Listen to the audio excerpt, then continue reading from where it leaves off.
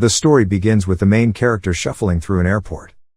He is a zombie, and he doesn't remember his name, except for the fact that it started with the letter R, so he calls himself R.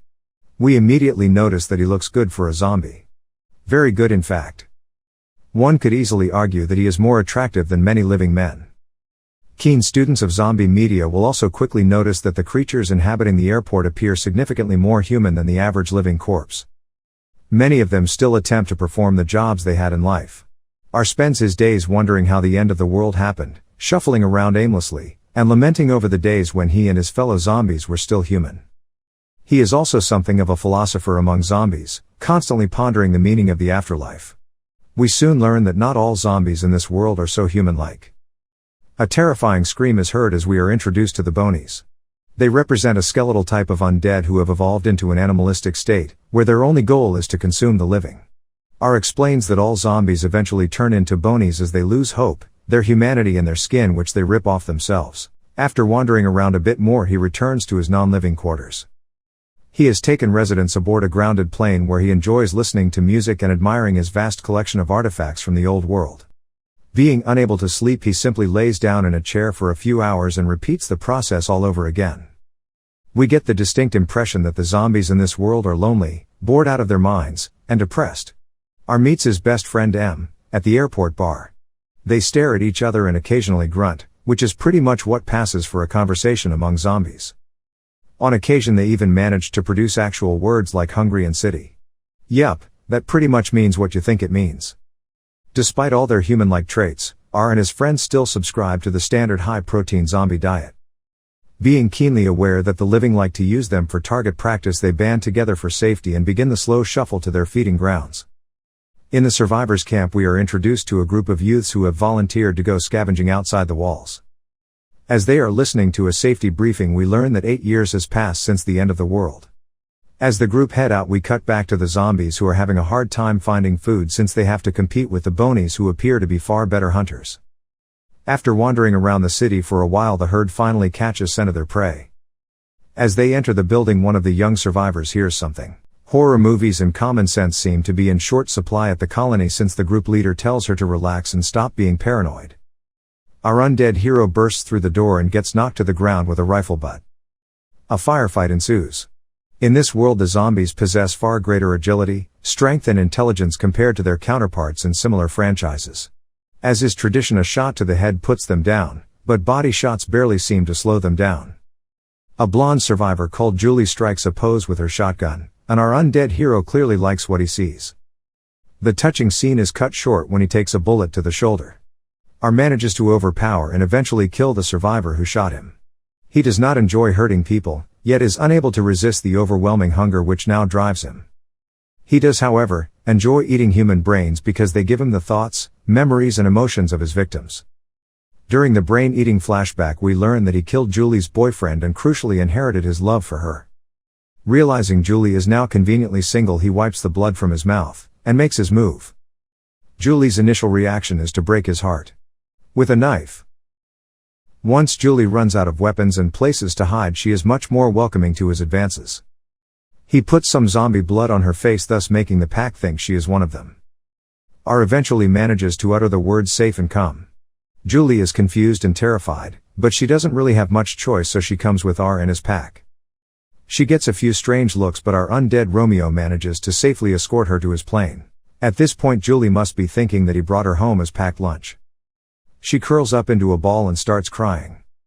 R attempts to calm her down, and to explain that he does not intend to eat her, but this only scares her more.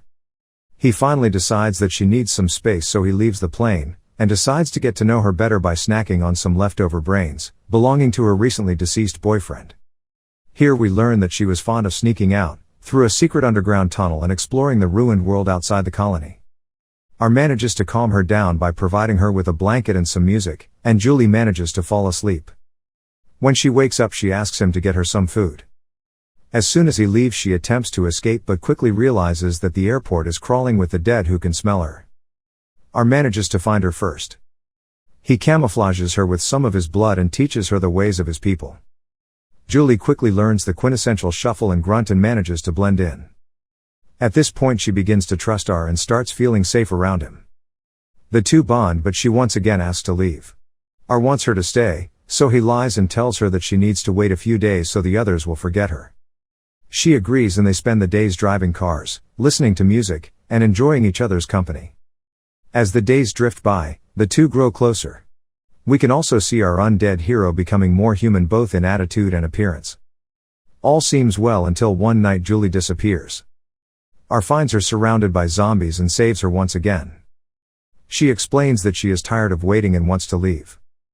R has an awkward conversation with his best friend M, who does not approve of mixed living couples. A Boney appears and the couple begin to run until they are cornered by 3 more Bonies. They are however saved by M, who had a change of heart. The couple eventually reach a car and begin driving towards the survivors' base. After being caught out in the rain, Julie decides to stop in an abandoned house. Before turning in for the night, Julie invites him to sleep next to her as she is afraid of sleeping alone. Meanwhile, back at the airport, the unlikely couple has caused some of the other zombies to become more human, and it appears their hearts are beginning to beat once again. Back at the house, Julie hears some commotion and looks out the window. She sees her father, who is the commander of the colony, along with some soldiers. Julie, however, does not reveal herself as she knows the soldiers would kill her favorite zombie on sight. In classic romantic comedy style, Julie complains that her clothes are wet and begins to strip. She asks him not to look, but he of course looks anyway. Julie compliments him on possessing many admirable human qualities and regrets that he hungers for human flesh. R confesses to killing her boyfriend and gives his watch as proof. He also apologizes several times. She takes the news rather well and attempts to get some sleep while he settles into another night of staring at the ceiling. Then something unprecedented happens. R falls asleep and has a dream about Julie. When he wakes up the next morning, she is gone. The heartbroken zombie eventually accepts that she has returned to her own kind. He hopes to find her on the road, but instead finds his pack and his best friend M. We immediately see that M is much more human. R learns that he has made an enemy of the Bonies, who have exiled his pack and are now hunting for him and Julie. M also speaks of his dreams and is delighted to see how his pack members are becoming more human. R is eager to find Julie and tell her about these new developments, as he hopes they may lead to a lasting peace among the more evolved undead and the living. He quickly persuades the pack to help him, and his merry band heads for the colony. Once there, he uses the memories from Julie's departed boyfriend to find the secret passage leading inside. He puts on his best impression of a human and manages to blend in. Meanwhile, Julie has some girl talk with her best friend Nora and hesitantly admits that she might have feelings for a zombie. In true Shakespearean fashion, Julie takes her place on a balcony as her undead Romeo woos her from below. The conversation wakes Nora, who knows meeting men in the apocalypse is hard, so she doesn't mind when her roommate brings a dead guy home. Julie opens the door and embraces him.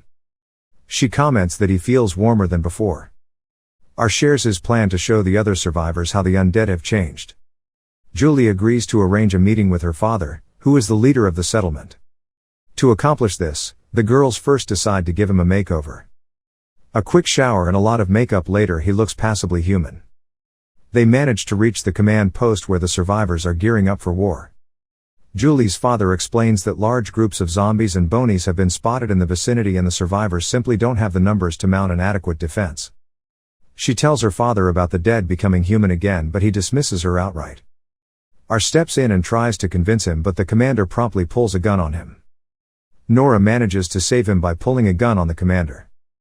The couple retreat to the subway, where they learn that the number of R's followers has grown substantially.